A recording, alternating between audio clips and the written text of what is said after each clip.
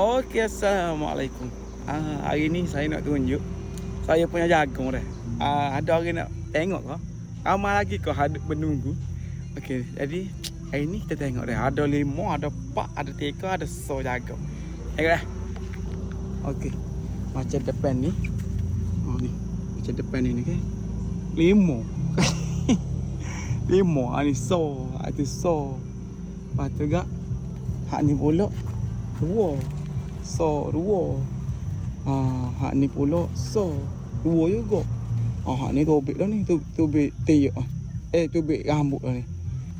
Hak ni 2. Tapi nak tobek dah belakang je so. Belakang so. Hak ni so baru. Hak ni baru tobek. Hak ni. Oh, dia tego hak ni. Oh, memang. Nak. Alhamdulillah lah rezeki Allah uji. Alhamdulillah. Hak ni apa agak besar dah ni. Allah, sokor leh. Tu. Nampak tu lah. Allahu akbar. Lebak molek ni. Ni kita klik tengah. Kita masuk ke tengah. Ada tu saya ada 5. Ada 4. Tapi yang 5 tu banyak tu lah. Mari mana tak tahu 5. Banyak batai juga. Hak ni baru tubik. Ni dia kecil sikit. Batai dia kecil. Pasalnya dia pendek. Dia rendah. Hak lain tinggi. Jadi dia tak dapat cahaya matahari.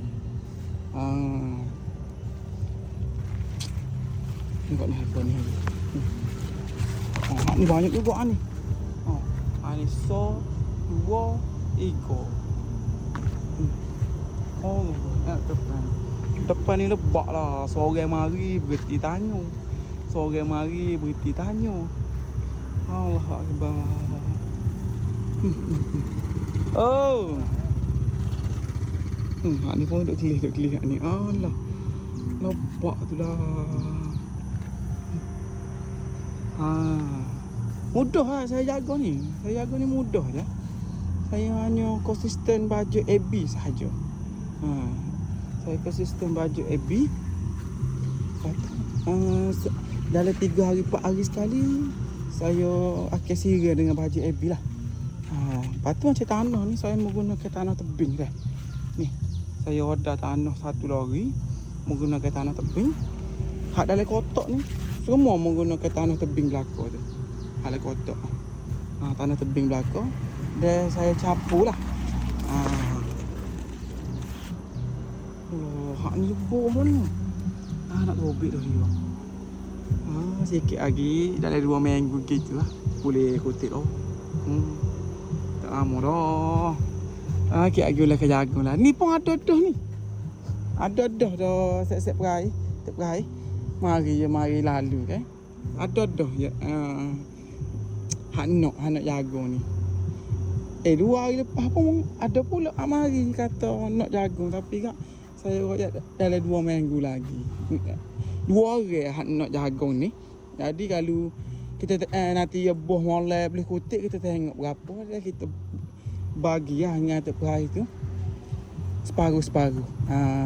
Moga kita nak makan sikit je. 10 butir gitu je nak makannya. Lepas tu kita nak wui lah.